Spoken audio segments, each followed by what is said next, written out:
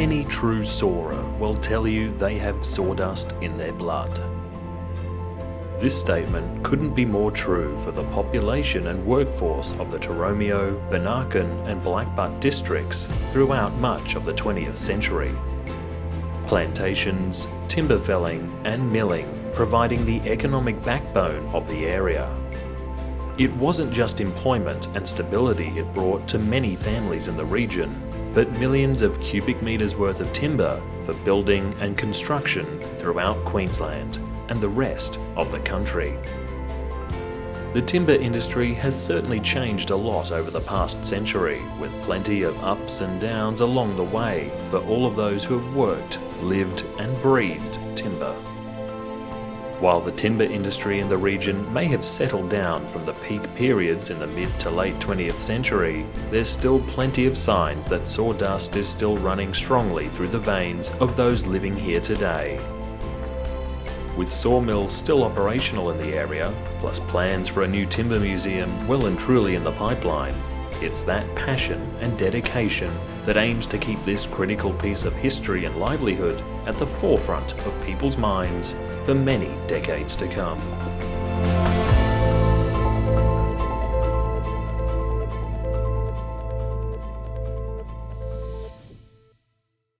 Roll back the clock to 1901 and we find the very beginning of where the timber industry takes root in the area.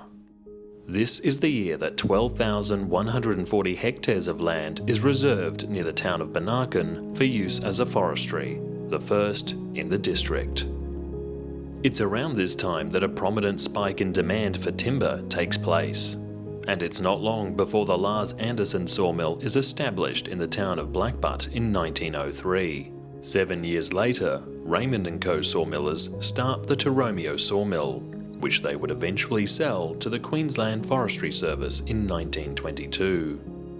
The timber boom was taken full advantage of with the advent of the Brisbane Valley Railway line reaching Benarkin in 1911 and Blackbutt the following year. With timber now able to be transported to the capital of Brisbane via rail, it was full steam ahead for this lucrative industry. As the demand for timber increased, so did the need for more mills, resources and plantations. In 1915, the government purchased a number of properties and land holdings within the area for state sawmills at the cost of £23,000. More sawmills continued to spring into life around the district, including another in Blackbutt operated by Mr. Sid Gould and Mr. H. Ogilvie in 1919. With plenty of mills at the ready, attention soon shifted to ensuring a steady supply of timber to feed the saws and demand. 1920 was a critical year in making sure there'd be plenty of trees to be felled for years to come, with the Forestry Department beginning work on afforestation efforts. This process involved the planting of trees to establish new forestry plantations, a method aided by the creation of a nursery for seedlings in Benarkin the same year. Work on clearing away weeds and undergrowth also took place to ensure the newly established plantations would thrive. By 1926, enough hoop pine plantations had been established in the area to make up 35% of Queensland's hoop pine resources. Another 2 nurseries were also built in Gugger and Yarraman in 1928, helping bring a flourish to the end of the 1920s for the local timber industry. The start of the next decade saw the Taromeo sawmill purchased by William E. Houston in 1930 from the Queensland Forestry Service. Around this time, the mill had an output of approximately 10,000 cubic metres annually, with 15 staff on hand. Between 1935 to 1937, the industry was plagued by issues surrounding a long drought period. This affected the timber supply with the outbreak of forest fires in the region. Transportation of timber also proved challenging with the loss of many bullocks in the harsh conditions. With the outbreak of World War II at the end of the decade and moving into the 1940s, scrubwoods became a valuable source of timber for the construction of ammunition boxes for the war in the Pacific. More tumultuous times lay ahead. with a large fire breaking out at Taromeo sawmill in one of the sawdust piles, resulting in damage to parts of the infrastructure during 1948. Also during the mid-1940s, local timber family, the Crumptons, started a new chapter, with William Crumpton forming a company with his sons Bill and Colin. Utilising their fleet of trucks, Crumpton & Sons were contracted to cut, snig and haul natural pine to the Benarkin rail yards and Taromeo mill, with work covering timber logging and hauling, a carpentry business and operation of a small sawmill in Blackbutt. There was plenty to stay busy with. It wasn't long until Bill's son Graham and Colin's son Ken also joined in on the family operation. Yeah, sawmilling in the early days was really important to the area because it employed basically everyone that had a job worked in the timber industry. I started after I left grade 10, I think I was about 16, went to work at the sawmill at Blackbutt, our Blackbutt sawmill owned by Crumptons. Basically Dad owned it then.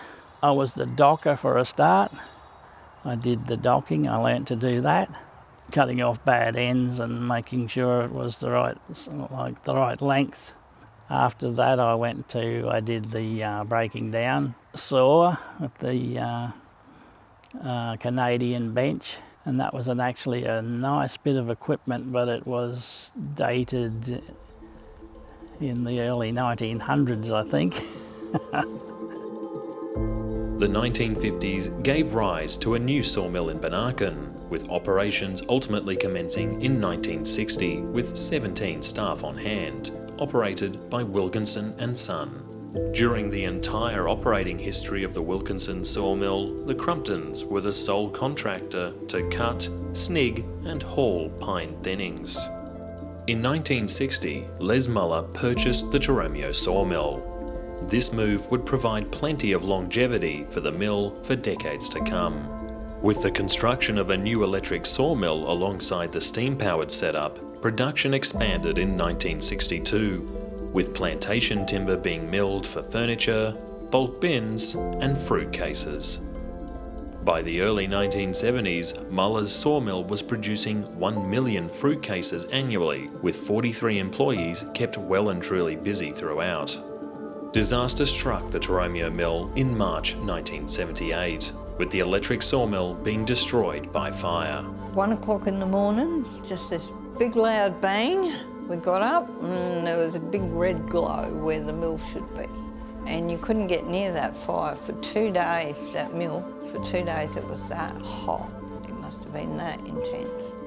Hard work ensured the mill was rebuilt and back in full operational order by November of the same year, with 20,000 cubic metres of logs being milled annually by 33 staff. Alongside these mill staff, a further 15 workers were also employed in field operations, making Muller's the largest employer in the district.